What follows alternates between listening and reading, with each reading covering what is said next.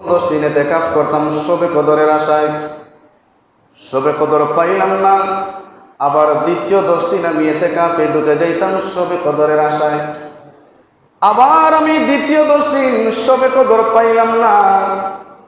আমার আল্লাহ পাক জিবরিল আমিনকে আমার কাছে পাঠিয়ে দিলেন, ইয়া রাসূলুল্লাহ, ইয়া হাবিবাল্লাহ, দয়ার নবী, মায়ের নবী, রহমতের নবী গো, শুনেন শুনেন, আপনি প্রথম 10 দিন ইতিকাফ করেছেন শবে কদরের আশায়, আবার দ্বিতীয় 10 দিন ইতিকাফ করেছেন শবে কদরের আশায়। ইয়া রাসূলুল্লাহ, ইয়া হাবিবাল্লাহ, শুনেন শুনেন, আমার আল্লাহ পাক আপনাকে জানিয়ে দিচ্ছেন, হাবিব আমার, বন্ধু আমার, দোস্ত আমার, শুনো শুনো শুনো, আপনি রমাদানের শেষ দশকে আপনি ইতিকাফ করবেন, আর যে কোনো একদিন রাত্রে আপনি শবে কদরের সন্ধান পেয়ে যাবেন। সুবহানাল্লাহ। আমার নবীর কাছে জিবরিল আমিন যখন এই ঘোষণা দিয়েছেন, নবী আমার সাহাবায়ে কেরামদেরকে বলেন, সাহাবায়ে কেরাম রে, শুনো শুনো, জিবরিল আমিন আমার কাছে ওহী নাজিল করেছেন, আমি যেন রমাদানের শেষ দশকে আমি শবে কদর তালাশ করি। ও সাহাবায়ে কেরাম, দেরি করবা না, দেরি করবা না, তোমাদের যাদের সামর্থ্য আছে, সুযোগ সুবিধা আছে, তোমাদের পরিবার মেনটেন করার মানুষ যারা আছে, তোমরা দেরি না করে আজকে থেকে তোমরা ইতিকাফ করা শুরু করে দাও। সুবহানাল্লাহ। আমার নবী হাদিস বর্ণনা করেন, ও সাহাবায়ে কেরাম, এই ইতিকাফ করলে তোমাদের কি ফায়দা হবে, এই ইতিকাফ করলে তোমাদের কি মর্যাদা হবে, কি ফজিলত হবে। আমার নবী নবুয়তের নূরানি জবানে বলেন, সাহাবায়ে কেরাম শুনো শুনো শুনো, আমার যে উম্মতি ইতিকাফ করার জন্য মসজিদের মধ্যে ঢুকলো অথবা বাড়ির মধ্যে ইতিকাফ করার জন্য ঢুকলো, আমার আল্লাহ পাক আমার ওই উম্মতির জন্য একজন ফেরেশতা নিয়োগ করে দেন।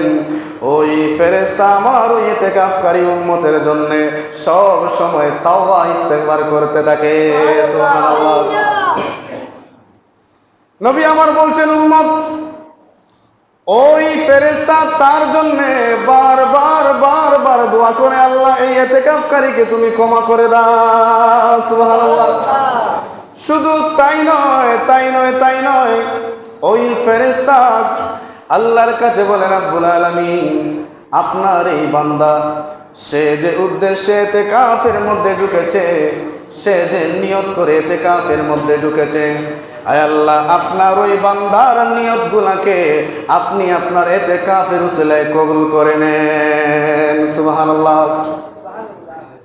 আমার বাবারা, আমার পর্দানিশীন মা বোনেরা, শুনেন শুনেন শুনেন, হযরতে আম্মা জান আয়েশা সিদ্দিকা রাদিয়াল্লাহু তাআলা হাদিস খানা বর্ণনা করেন, ও দুনিয়ার উম্মতেরা, ও দুনিয়ার নরনারীরা, শুনো শুনো শুনো, আমার নবীর কথা শুনো।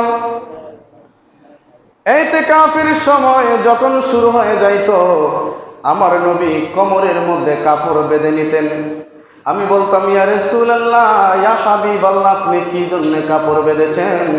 আমার নবী দেখো, আয়েশা রে, ও আয়েশা, শুনো শুনো শুনো, আজকে থেকে আমি ইতিকাফ করার জন্য ঢুকবো। সুবহানাল্লাহ। ইয়া রাসূলুল্লাহ, তো কি হয়েছে? আমার নবী বলেন, ইতিকাফের মাধ্যমে আমি শবে কদরের তালাশ করব। ও ইয়া রাসূলুল্লাহ, তারপরে কি হয়েছে? আমার নবী বলেন, এই ইতিকাফের শেষ দশকে আমি আল্লাহর বেশি বেশি করে শুকর গুজার করব, আমার উম্মতের জন্য দোয়া করব, আমার আহলে বায়াতের জন্য দোয়া করব, সাহাবায়ে কেরামদের জন্য দোয়া করব, তোমাদের জন্য দোয়া করব। আর এই রমজানের শেষ দশকে আমার আল্লাহ বলছেন, ইতকুম মিনান নার, আমার অসংখ্য উম্মতিদেরকে জাহান্নাম থেকে মুক্তি দেবেন। সুবহানাল্লাহ। আমার বাবারা, এই ইতিকাফ যদি আপনার সুযোগ থাকে তাহলে আপনি করবেন। এখন আসুন, আমি আরেকটা আয়াত পড়েছিলাম, সময় কম, কথা বেশি।